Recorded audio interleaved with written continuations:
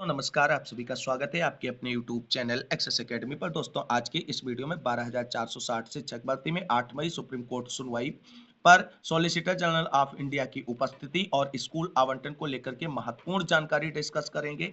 और इसके साथ साथ 72,825 शिक्षक भर्ती में 12,091 की लिस्ट पर हाईकोर्ट की डिवीजन बेंच में रिजर्व आर्डर डिलीवर को लेकर के कॉज लिस्ट हुई जारी, अभ्यर्थियों का इंतजार हुआ समाप्त। आर्डर को लेकर के जो आप सभी के डाउट निकलकर सामने आ रहे हैं कॉज लिस्ट आने के बाद, उन पर चर्चा करेंगे और आर्डर कितने बजे आ रहा है उस पर भी डिस्कशन करेंगे। इसके साथ साथ 72,825 शिक्षक भर्ती में आज जो सुप्रीम कोर्ट में महत्वपूर्ण सुनवाई हुई उसकी क्या अपडेट है उस पर भी डिस्कशन किया जाएगा। और इसके साथ साथ यूपीटीटी 2024 के नोटिफिकेशन का इंतजार कर रहे अभ्यर्थियों के लिए शिक्षा सेवा चयन आयोग से बड़ी अपडेट है। तो आप सभी लोगों से निवेदन है इन सभी खबरों को विस्तार पूर्वक जानने के लिए वीडियो में अंत तक बने रहें और प्लीज वीडियो को लाइक करें, दोस्तों में शेयर करें। जितने भाई बहन चैनल पे पहली बार विजिट कर रहे हैं प्लीज चैनल को सब्सक्राइब करके बेल आइकन जरूर दबाएं आगे की लेटेस्ट अपडेट पाने के लिए। तो आइए साथियों, शुरू करते हैं आज का ये वीडियो। और सबसे पहले बात करेंगे 12,460 शिक्षक भर्ती में सुप्रीम कोर्ट सुनवाई और स्कूल आवंटन आदेश को लेकर के आ रही बड़ी अपडेट के बारे में।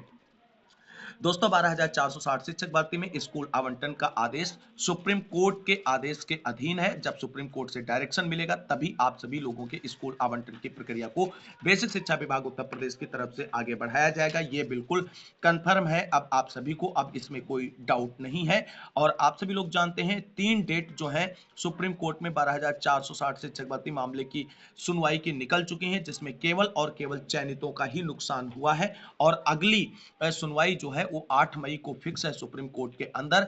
ज्यों-ज्यों ये डेट नजदीक आ रही है त्यों-त्यों चयनितों के साथ-साथ अचयनितों की धड़कनें बढ़ती जा रही हैं, क्योंकि जिस तरीके से मामला सुप्रीम कोर्ट में सुनवाई के लिए लगा हुआ है और सुप्रीम कोर्ट मामले को फाइनल निस्तारित करने जा रहा है, त्यों-त्यों कहीं न कहीं चयनित और अचयनित सभी जो हैं अपनी नौकरी को लेकर के ज्यादा जो है टेंशन में आ चुके हैं। वहीं आप सभी को बता दें, चयनितों की तरफ से जो कई टीमें बनी हों, सभी टीमों की तरफ से आर्थिक सहयोग प्राप्त करके सुप्रीम कोर्ट में मजबूत पैरवी के लिए जो है प्रयास किया जा रहा है। हालांकि आप सभी को बता दें, अभी भी किसी भी टीम की तरफ से कोई मोस्ट सीनियर अधिवक्ता को हायर करने की प्रक्रिया को आगे नहीं बढ़ाया गया है और ना ही कोई जो है मोस्ट सीनियर अधिवक्ता एक ही सुनवाई के लिए फुल पेड है, ऐसी किसी भी टीम की तरफ से कोई कार्रवाई अभी तक सुनिश्चित नहीं की गई है। और आप सभी को बता दें, जब डेट नजदीक आ रही है तो ऐसे में आप सभी की मजबूत तैयारी जो है वो अंतिम रूप से होनी चाहिए और मोस्ट सीनियर अधिवक्ता आपका हायर हो जाना चाहिए था।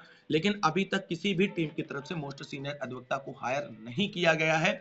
बातें सबकी तरफ से चल रही, लेकिन किसी ने उनको हायर नहीं किया है। और जब आप सभी को बता दें, इसका प्रमुख कारण यही है कि टीमों के पास पर्याप्त पैसा नहीं है और टीमें जो हैं वो मिल करके एकजुट होकर के प्रयास करने के लिए सहमति नहीं जुटा पा रही हैं। और इसलिए आप सभी को बता दें, सीनियर अधिवक्ता नहीं अभी तक हायर किए गए हैं चयनितों की तरफ से। आप सभी को बता दें, अगर सभी टीमें मिल करके जो है प्रयास करें और एक साथ सारे फंड को इकट्ठा करके मोस्ट सीनियर अधिवक्ता खड़े करें 2 से 3, तो ज्यादा बेहतर हो सकता है। लेकिन ऐसे में टीमों के जो नेता हैं उनके ईगो बहुत आड़े आ रहे हैं और ऐसे में कोई भी टीमें आपस में मिल करके सुप्रीम कोर्ट में पैरवी करने के लिए अभी तक तैयार नहीं हुई है। आप सभी को बता दें, अगर जिस तरीके से आपसी खींचतान मची हुई है सुप्रीम कोर्ट में पैरवी को लेकर के, कोई अपनी लीडिंग याचिका के बिहाफ पर जा रहा है, कोई आईए फाइल करके जो है चयनितों से धन उगाही करके आवंटन आदेश के नाम पर जा रहा है, तो ये सभी चीजें चयनितों को समझनी होंगी, अन्यथा उन्हें केवल और केवल नुकसान उठाना पड़ेगा। क्योंकि चीजें जो हैं आप लोगों को जितना अच्छे से बताई जा रही हैं कि इतना इजी है, इस तरीके से हो सकता है, उतना आसान अब स्कूल आवंटन का आदेश सुप्रीम कोर्ट से प्राप्त करना रहा नहीं है दोस्तों। क्योंकि जिस तरीके से पिछली सुनवाई जो हुई थी, जिसकी ऑडियो आप और वीडियो देखा था आप सभी ने, उसमें पटवालिया सर ने जब अपोज किया था तो जज साहब ने खुद बोल दिया था कि वी डू नॉट ग्रांट, यानी हम नहीं देने जा रहे हैं इनको ऑर्डर मॉडिफिकेशन पर कोई राहत। तो वो चीजें आपको बता दें कहीं ना कहीं फिर से आप सभी के आड़े आएंगी अगली सुनवाई में, तो इसके लिए आप सभी को तैयारी करनी होगी। वहीं आप सभी को बता दें, एक और अचयनितों की तरफ से जो है वो खबर फैलाई जा रही है कि चयनितों की तरफ से यानी सरकार की तरफ से स्कूल आवंटन को लेकर के सॉलिसिटर जनरल ऑफ इंडिया ने तुषार मेहता सर को 8 मई सुप्रीम कोर्ट में सुनवाई के लिए उतारा जा रहा है। तो ऐसे में आप सभी साथियों को बता दें, solicitor general of India Tushar Mehta sir को 8 मई सुनवाई के लिए जो है सरकार की तरफ से भेजने संबंधी जो एक ज्ञापन कार्यक्रम चयनित अभ्यर्थियों की तरफ से किया गया था, सरकार की तरफ से अभी तक आपको बता दें सॉलिसिटर जनरल ऑफ इंडिया को उतारने की कोई तैयारी नहीं है, कोई प्लानिंग नहीं है, ना तो उनको इस केस से अभी तक अवगत कराया गया है। अगर ऐसा कोई प्लान होता तो सरकार उनको अब तक इन केस के बारे में डिटेल जानकारी दे चुकी होती। वहीं आपको बता दें सरकार की तरफ से 8 मई को ऐश्वर्या भाटी मैम ही आप सभी के मामले में पक्ष रखती नजर आएंगे सरकार के आर्डर मॉडिफिकेशन एप्लीकेशन और काउंटर एफिडेविट पर। तो दोस्तों अब आप सभी को बता दें आपके स्कूल आवंटन को लेकर के जो अपडेट है वो यही है कि अब मामला फाइनल डिसाइड होने के बाद ही स्कूल आवंटन की ओर आगे बढ़ेगा। बाकी अब चीजें जो हैं वो पहले उमेश चंद्र की याचिका जो 8536 है उसे निस्तारित करेगा कोर्ट, और उसमें उमेश चंद्र की तरफ से अधिवक्ता होंगे और सरकार के अधिवक्ता अपना पक्ष रखेंगे। और उसके साथ साथ आप सभी को बता दें रवि कुमार की भी याचिका जो है इसी के साथ निस्तारित होगी, क्योंकि दोनों याचिकाओं में रूल की बात की गई है और इसलिए इन दोनों याचिकाओं को पहले निस्तारित किया जाएगा और उसके बाद में जो है अर्चना राय वाली याचिका को निस्तारित किया जाएगा जिस पर स्टेटस क्यू जारी हुआ है। तो चीजें आप सभी को बता दें जितना इजी आप सब लोग समझ रहे हैं उतना इजी है नहीं, आपको मजबूती से अपना पक्ष सुप्रीम कोर्ट के अंदर रखना होगा दोस्तों, और तभी आप सभी के स्कूल आवंटन पर 8 मई को कोई अच्छी खबर निकलकर सामने आ सकती है। और वहीं आप सभी को बता दें सभी चयनितों की तरफ से आर्थिक सहयोग प्राप्त करने के साथ साथ जो है एक प्रयास ये भी करें कि सरकार और विभाग से संपर्क करें, यानी सचिव सर से और बेसिक शिक्षा मंत्री जी से मुलाकात कर ज्ञापन सौंपें और प्रयास करें कि 8 मई को जो ऐश्वर्या भाटी मैम है वो आप सभी के सुनवाई के दौरान सुप्रीम कोर्ट में प्रेजेंट हों आप सभी के मामले में पक्ष रखने के लिए। कहीं ऐसा ना हो कि पिछली डेट की तरह इस बार भी ऐश्वर्या भाटी मैम जो है वो प्रेजेंट ना हो और आपका मामला फिर एक बार जो है वो लटक जाए, सुनवाई ना हो पाए और आगे की डेट मिल जाए। तो कुल मिलाकर के solicitor general of India Tushar Mehta sir की उपस्थिति को लेकर के बिल्कुल भी जो चीजें सोशल मीडिया पे चल रही वो पूरी तरीके से फेक और फर्जी हैं। सोशल मीडिया से जो आप सभी को बताया जा रहा है ये केवल और केवल अचयनितों की तरफ से जानकारी शेयर की गई थी कि चयनितों की तरफ से solicitor general of India Tushar Mehta sir आ रहे हैं और 5 मोस्ट सीनियर अधिवक्ता आ रहे हैं, जबकि वास्तविकता और आज की डेट में सच्चाई यही है अभी ऐश्वर्या भाटी मैम को भी कंफर्म नहीं है कि वो 8 मई की सुनवाई में प्रेजेंट होंगी या नहीं होंगी, और तुषार मेहता सर और 5 सीनियर अधिवक्ताओं की खबर तो पूरी तरीके से फर्जी है ही है, क्योंकि अभी तक चयनितों की तरफ से एक भी मोस्ट सीनियर अधिवक्ता को हायर नहीं किया गया है और उसकी फीस कोई फुल नहीं पे की गई है एक सुनवाई के लिए। तो ये चीजें केवल और केवल फर्जी और भ्रामक चल रही है सोशल मीडिया पर। इस तरीके से आप सभी लोग बिल्कुल भी परेशान ना हो और ज्यादा खुशी ना पालें कि सरकार आप सभी के लिए सॉलिसिटर जनरल सर को उतार रही है। ये चीजें अभी केवल और केवल अफवाह मात्र हैं। वहीं अब बात कर लेते हैं 72,825 शिक्षक भर्ती में 12,091 की लिस्ट पर डीबी में रिजर्व आर्डर को लेकर के आ रही अच्छी और महत्वपूर्ण खबर के बारे में। दोस्तों जैसा कि आप सभी लोग जानते हैं 13 मार्च को फाइनल सुनवाई करने के बाद हाई कोर्ट की डिवीजन बेंच में मामले से संबंधित आर्डर को रिजर्व कर लिया गया था। 1 महीने के लंबे इंतजार के बाद आर्डर डिलीवर को लेकर के कॉज लिस्ट कोर्ट की तरफ से जारी कर दिया गया है और 12,091 की लिस्ट में शामिल सभी अभ्यर्थियों का फाइनली जो है इंतजार समाप्त होने जा रहा है। आर्डर से जुड़ी हुई महत्वपूर्ण अपडेट यहाँ पर देख लेते हैं। तो दोस्तों यहाँ पर आप सभी लोग देख सकते हैं कि 72,825 शिक्षक भर्ती में 12,091 की लिस्ट पर जो हाई कोर्ट के डिवीजन बेंच में आर्डर रिजर्व है उसके डिलीवर को लेकर के जो कॉज लिस्ट जारी की गई आप सभी लोग देख सकते हैं। एडिशनल या अनलिस्टेड कॉज लिस्ट आई है, उसमें इस मामले के आर्डर डिलीवर को लेकर के मेंशन किया गया है।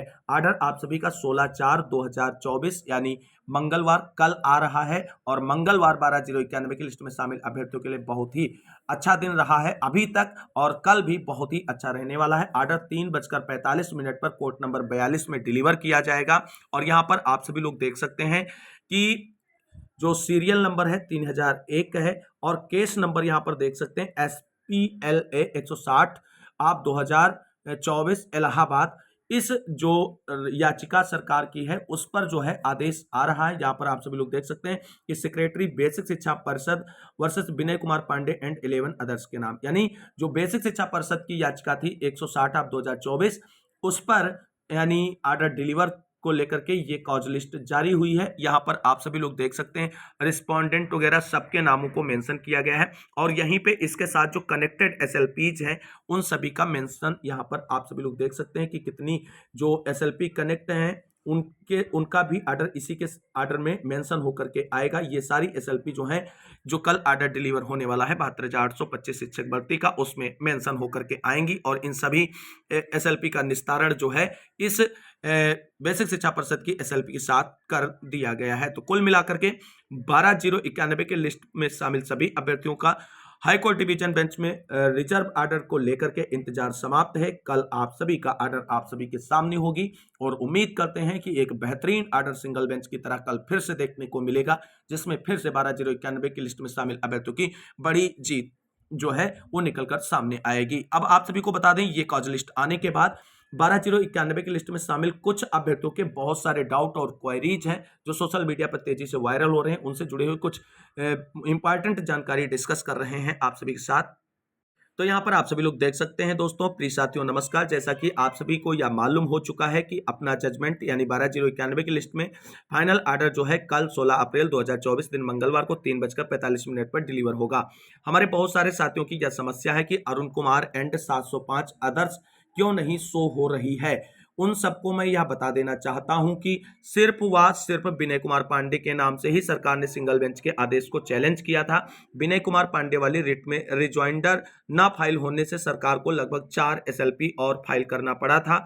विनय कुमार पांडे वाली एसएलपी में ही सिंगल बेंच की सभी रिटें कनेक्टेड हैं। अभी वर्तमान समय में जिन लोगों का नाम और एसएलपी नंबर दिख रहा है वह 12,091 की एसएलपी नहीं है, सिर्फ बेसिक शिक्षा परिषद और स्टेट की एसएलपी दिख रही है। और जिन लोगों का नाम 12,091 के लिस्ट में नहीं है उन लोगों की एसएलपी आज शो कर रही है। आप सभी लोगों से विनम्र निवेदन है कि ना कंफ्यूज होइए और ना तो किसी को कंफ्यूज करिए, ना तो आप लोग परेशान होइए और ना तो हम लोगों को परेशान करिए। ईश्वर की कृपा से सब कुछ अच्छा ही होने जा रहा है। 12,091 की लिस्ट में शामिल किसी भी अभ्यर्थी को परेशान होने की जरूरत नहीं। आर्डर आप सभी के लिए बहुत ही अच्छा आने वाला है कल की डेट में। कल जैसे ही आर्डर आता है तो आर्डर से जुड़ी हुई महत्वपूर्ण जानकारी आप सभी के साथ डिस्कस करेंगे। मूव कर लेते हैं 72,825 शिक्षक भर्ती में सुप्रीम कोर्ट सुनवाई से जुड़ी हुई महत्वपूर्ण अपडेट के बारे में। दोस्तों जैसा कि आप सभी लोग जानते हैं 72,825 शिक्षक भर्ती में आज सुप्रीम कोर्ट में आज एक महत्वपूर्ण सुनवाई लगी हुई थी। तो सुप्रीम कोर्ट में सुनवाई की क्या अपडेट है उस पर नजर डाल लेते हैं। दोस्तों 72,825 शिक्षक भर्ती में आज सुप्रीम कोर्ट में 1100 याची मामले में सुनवाई हुई, जिसमें 72,825 पदों के विज्ञापन में आज सुप्रीम कोर्ट में रिस्पोंडेंट मामले में टैग सभी मैटर पर जो है सुनवाई की गई। यानी जो 72,825 पदों पर शिक्षक भर्ती 2011 में आई थी उसमें जो रिस्पोंडेंट मैटर था उस पर सुनवाई आज लगी हुई थी सुप्रीम कोर्ट में। सुप्रीम कोर्ट में आज सुनवाई हुई है और मामले में जितने भी चीजें यानी याचिका में जितनी भी मामले टैग थे सब पर सुनवाई हो गई है। और सुनवाई में सुप्रीम कोर्ट की तरफ से उत्तर प्रदेश सरकार को नोटिस जारी कर दिया गया है और सरकार को अपना पक्ष रखने के लिए जो है सुप्रीम कोर्ट से निर्देश दिए गए हैं। तो कुल मिलाकर के 72,825 शिक्षक भर्ती में आज जो सुप्रीम कोर्ट में रिस्पोंडेंट मैटर को लेकर के सुनवाई हुई है उसमें उत्तर प्रदेश सरकार को सुप्रीम कोर्ट की तरफ से नोटिस हुआ इशू और सरकार को अपना पक्ष रखने के लिए दिया गया है समय। अगली डेट और आज की सुनवाई का आर्डर जैसे निकलकर सामने आता है विस्तार पूर्वक उससे जुड़ी हुई जानकारी आप सभी के साथ डिस्कस करेंगे। अब बात कर लेते हैं यूपीटीटी 2024 के नोटिफिकेशन को लेकर के क्या बड़ी अपडेट निकलकर सामने आ रही है। दोस्तों जैसा कि आप सभी लोग जानते हैं 2021 में यूपीटीटी का आयोजन हुआ था, उसके बाद से यूपीटीटी और नई प्राथमिक शिक्षक भर्ती के विज्ञापन का इंतजार अभ्यर्थियों को लगातार है, क्योंकि आप सभी लोग जानते हैं नई प्राथमिक शिक्षक भर्ती से पहले यूपीटीटी का विज्ञापन जारी किया जाएगा। अब नया शिक्षा सेवा चयन आयोग गठित हो चुका है और नए शिक्षा सेवा चयन आयोग के गठन के बाद अभ्यर्थियों को नई प्राथमिक शिक्षक भर्ती और यूपीटीटी 2024 के नोटिफिकेशन को लेकर के काफी खासी जो है उम्मीदें हैं। और ऐसे में अब यूपीटीटी 2024 के नोटिफिकेशन को लेकर के शिक्षा सेवा चयन आयोग उत्तर प्रदेश की तरफ से बड़ी अपडेट निकलकर सामने आ रही है। तो यूपीटीटी 2024 का विज्ञापन का इंतजार कर रहे सभी अभ्यर्थियों के लिए बहुत ही अच्छी खबर है और शिक्षा सेवा चयन आयोग से अपडेट निकलकर सामने आ रही है कि यूपीटीटी 2024 का नोटिफिकेशन जुलाई या अगस्त के फर्स्ट वीक में जारी कर दिया जाएगा। तो यूपीटीटी 2024 का एग्जाम देने वाले सभी साथी अपनी तैयारी में अभी से लग जाएं, क्योंकि जिस तरीके से जानकारी निकलकर आई है वो बहुत ही कंफर्म जानकारी है और जुलाई या अगस्त के फर्स्ट वीक में यूपीटीटी 2024 का नोटिफिकेशन आपको देखने को मिलेगा। ये कंफर्म खबर है और जैसे इसकी ऑफिशियल जानकारी आती है नोटिफिकेशन आप सभी को उसके बारे में डिस्कस करेंगे। कुल मिलाकर के ये जानकारी बिल्कुल कंफर्म है शिक्षा सेवा चयन आयोग से कि यूपीटीटी 2024 का नोटिफिकेशन अगस्त के फर्स्ट वीक तक हर हाल में जारी हो जाएगा। तो आज की इस महत्वपूर्ण खबरों में बस इतना ही। मिलते हैं अगली वीडियो में। इस वीडियो को अंत तक देखने के लिए सभी साथियों को तहे दिल से शुक्रिया, बहुत बहुत धन्यवाद।